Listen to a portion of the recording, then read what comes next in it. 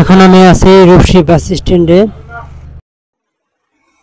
আজকে অফিস থেকে আসার পরে ফারুক মামু কাছে চলো ভাগ্নে তোমার মিষ্টি খাওয়ামো। তো আলম মামুরও বলতেছে, পরে আমরা দুজনেই ফারুক মামুর সাথে যাইতেছি মিষ্টি খাওয়ানোর কারণ আজকে ফারুক মামুর যে একটা জায়গায় চাকরি ছিল, চাকরিটা হয়েছে, তার জন্য আর কি মিষ্টি খাওয়াবো। তো তার জন্য স্ট্যান্ডে নিয়ে আসছে। তো আলম মামু বলতেছে যে নিচে মাছ পাওয়া যায় কিনা, তো তার জন্য আর কি নিচে গেল, কিন্তু মাছ পাই নাই। তার জন্য আমরা আবার বের করলাম।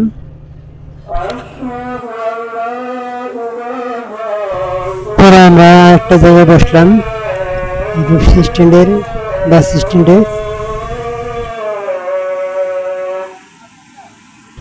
এখন নামাজের আজান দিয়ে আছে। আলামিন মামু আর আমি বসে আছি। এটি রূপসী স্ট্যান্ডের বাজার, আর এটা রূপসী স্ট্যান্ডের বাস স্ট্যান্ড। আমরা রূপসী বাস স্ট্যান্ডে বসে আছি। পরে একটা দোকান থেকে মিষ্টি নিয়ে আমরা বাসায় যাচ্ছি। বাসায় যাব, তারপরে সবাই মিলে মিষ্টিটা খাবো। রাস্তায় প্রচুর জ্যাম, গাড়ি ঘোড়া চলতে পারছে না, এক সাইডে জ্যাম। আমরা বাসার দিকে হাঁটতে শুরু করেছি। সামনে একটা গলি পেরোলেই আমাদের বাসা, আমাদের মেস বের হবে।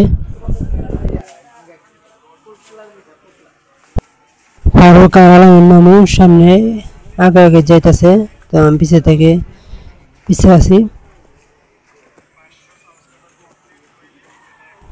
আর একটু গেলেই আমাদের বাসা বের হবে। অবশেষে বাসায় এসে পৌঁছালাম। বাসায় এসে গোসল করে দোকানের সামনে বসে আছি।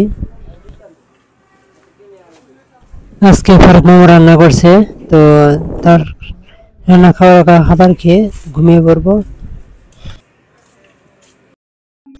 দোকানের সামনে অনেকেই বসে আছে।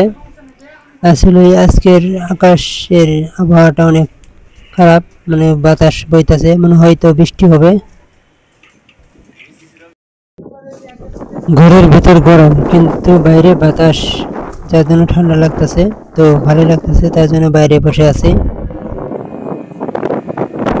রাতের পরিবেশটা অনেক সুন্দর।